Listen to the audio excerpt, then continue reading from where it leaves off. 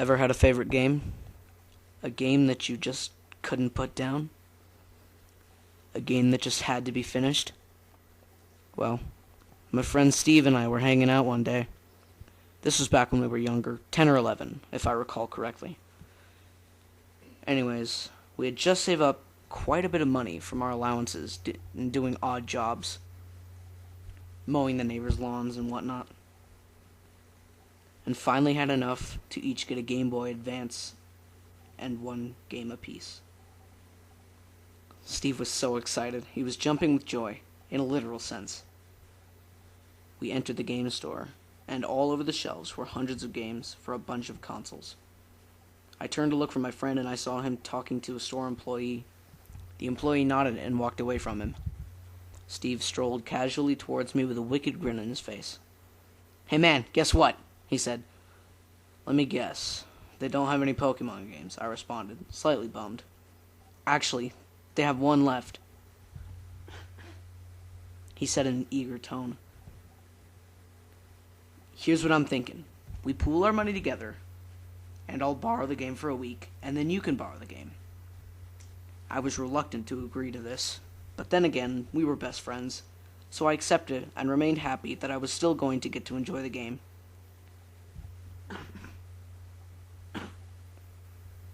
The clerk came back and stood in the doorway just staring at Steve.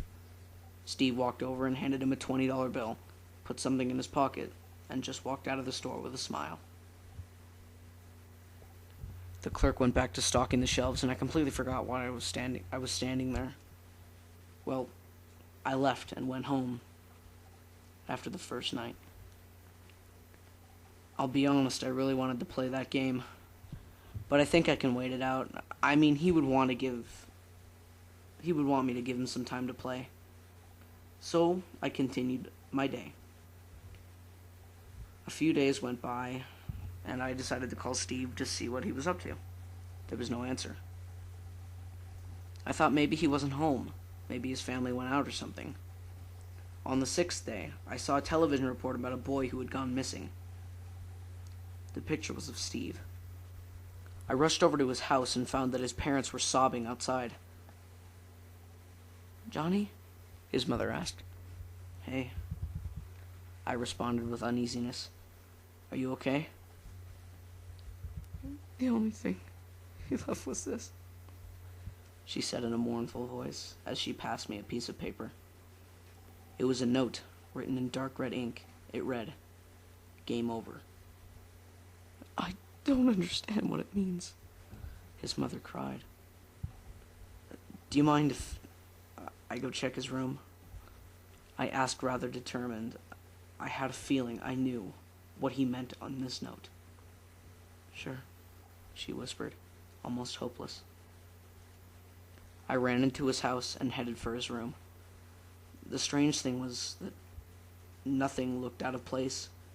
He had an old wooden desk, and under a couple comic books I saw the corner of what appeared to be a game cart. Picking it up and looking at it, it was creepy. It wasn't the normal type of Pokemon game. The case was a deep red, and the picture on the front was a Pikachu. I didn't have much time to inspect the cart, so I tucked it away in my pocket and walked out of the room. Leaving my friend's house, I tried to think of where he could have gone, but nothing came to mind. I ended up getting home around 6 p.m., and after I took off my jacket, the game fell out of my pocket and struck the ground. It made me take a step back. The cart was lying face down. I stopped for a moment, then realized that this Pokemon game was probably the last thing Steve did before he went missing. I picked up the game and examined the label. It had a picture of what appeared to be Pikachu on the front.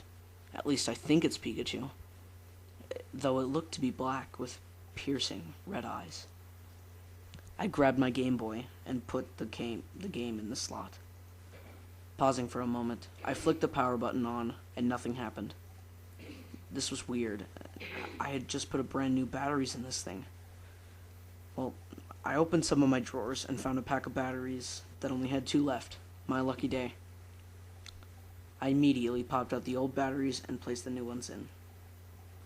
I hit the power button again, and again, nothing happened.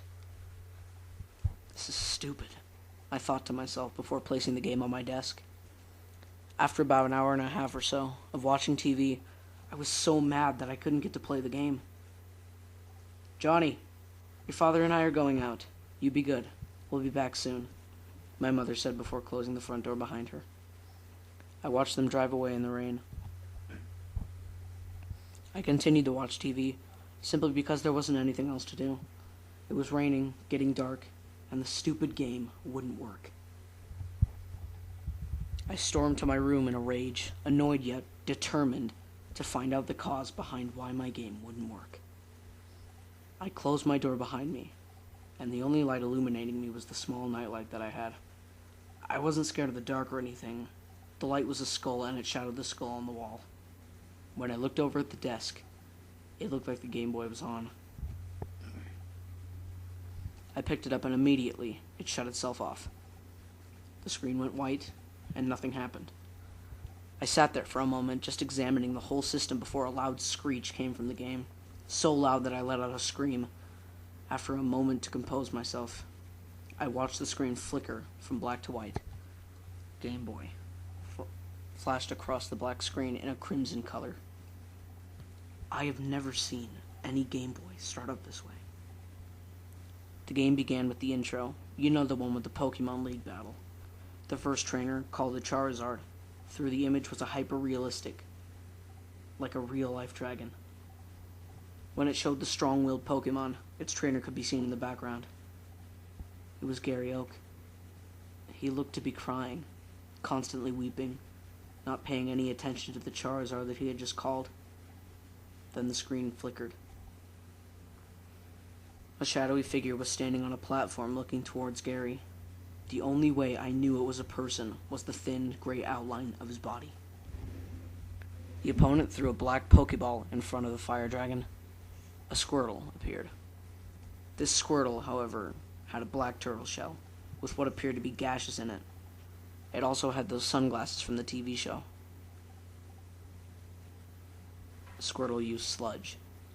It struck Charizard's tail. It was super effective. Charizard has died. Then the screen flickered once more.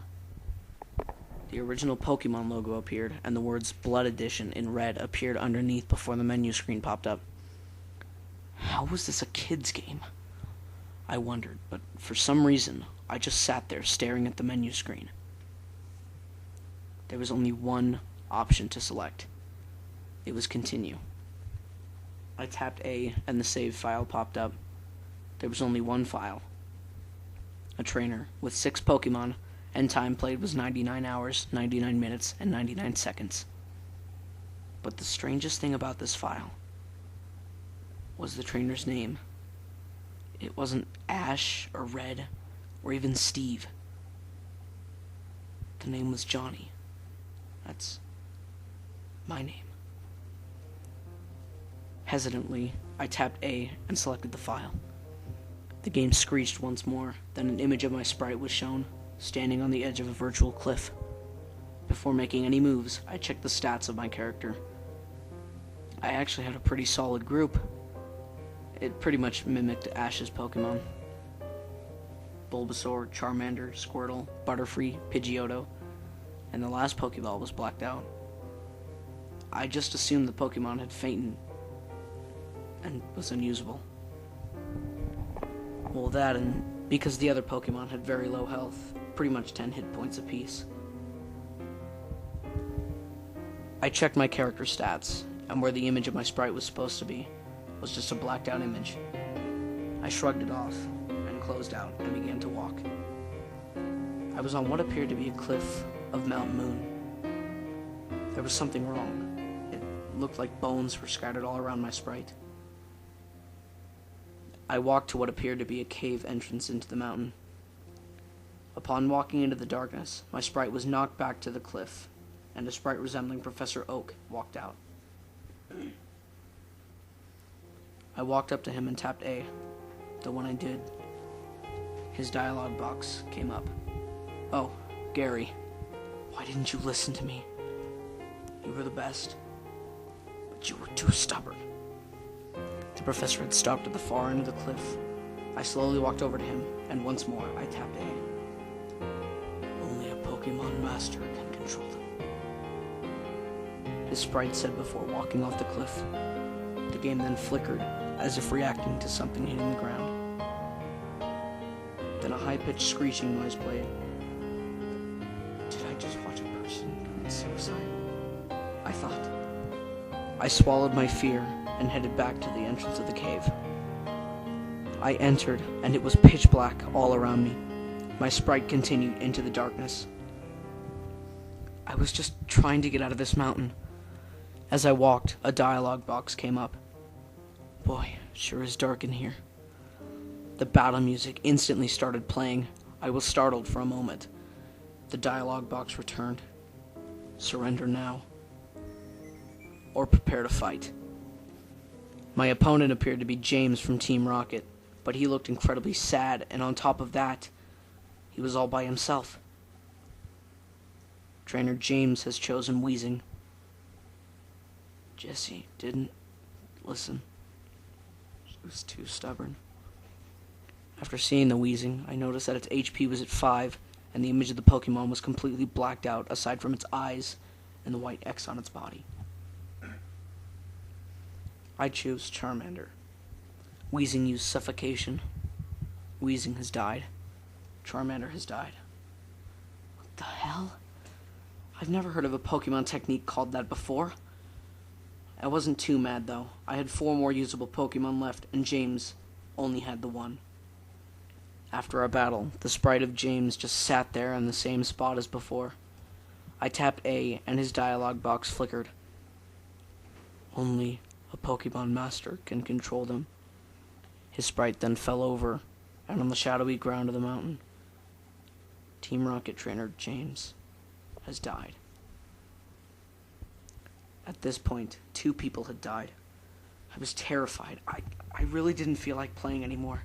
This game was making me sick. I checked my inventory. I only had a single revive. When I tried to select it, I simply got a response that it's too soon to use this now. So I pressed on. There had to be a reason why this file was left at Mountain Moon. Boy, it sure is dark in here. I came across a ladder, ascending it to the top level of the mountain cave. It was a bit more visible than the lower levels. The area was lined with gravestones, almost like Lavender Town. A sprite facing away from me was standing before a gravestone. He was crying. Why did he take my best friend? The sprite asked. The battle music started playing, and my opponent appeared. It was a depiction of Ash, though he looked savagely beaten. His eyes were missing, and so were chunks of his flesh. Trainer Ash chose Haunter. I decided to choose Squirtle. This Haunter was strange. It appeared to be white. Instead of the normal black, the Haunter had only 5 hit points. Haunter used Fear. The screen flickered a couple times, and a painful cry echoed from the speakers. When the screen returned, it was completely black. Squirtle has died. The game prompted me to choose another Pokemon. Well, I had no psychic Pokemon to battle a ghost, so I figured this is the ending of the game. I chose Butterfree. Butterfree is too scared to move. Haunter used Torment. Once again, the screen flickered, and the sound of unrelenting pain shrieked through the speakers. Butterfree has died. I began to feel sad. All of these Pokemon are just dying, and I can't stop it. Haunter has run away. Confused, I tapped the A button, and the sprite of the boy in front of me had vanished. At this point, I only had 2 Pokemon left. Bulbasaur and Pidgeotto. The only way to get out of this horrific place seemed to be a ladder in the corner of the room. There was a signpost next to the ladder. It read, "Only a Pokemon master can control them." I climbed the ladder, and it was on what appeared to be the peak of the mountain. The snow was heavy, and the screen was dimly lit. After a few steps, my sprite collapsed. It's hard to breathe up here. The screen flickered once more, and I could have sworn that I saw a skull flash across the screen. When the game returned to normal, there was a sprite standing directly in front of mine. It was a shadow. The shadow said one thing, and only one thing. I am a Pokemon master. The screen began flashing red and black with a twisted version of the battle music playing. The shadow chose Squirtle, though this Pokemon looked different. The shell was black and was wearing the blackened sunglasses. But the strangest thing about this Pokemon was its skin. It wasn't its usual aqua blue. The skin was red and looked to be dripping with blood. A Squirtle is still a Squirtle, I thought to myself, and I selected Bulbasaur. Bulbasaur used Vine Whip. The master laughed at my attempts to overcome his little water Pokemon. Squirtle used Acid. I can still hear the screams of my Bulbasaur. The image of my Pokemon was replaced by a rotten corpse that had been eaten away to the bone. Bulbasaur has died. Fearful of sending out my final Pokemon, reluctantly, I selected Pidgeotto. The Pokemon Master chose Charizard as his final Pokemon. I knew it was only a matter of time before I lost the game. His Charizard had black skin with patches of red. It was missing half of its wing. What scared me the most was its eyes. It didn't have any, just black sockets. Pidgeotto used Wing Attack. Charizard was unaffected. Charizard used Flamethrower. My Pidgeotto fell from the sky and was burning alive. Its cries of pain rung throughout my whole house. The game grew silent.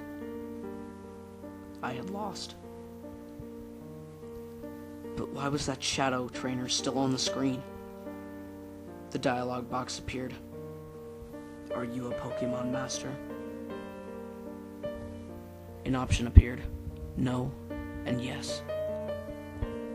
I paused for a moment. This probably had to be the worst choice of my entire life. I just stared at the options.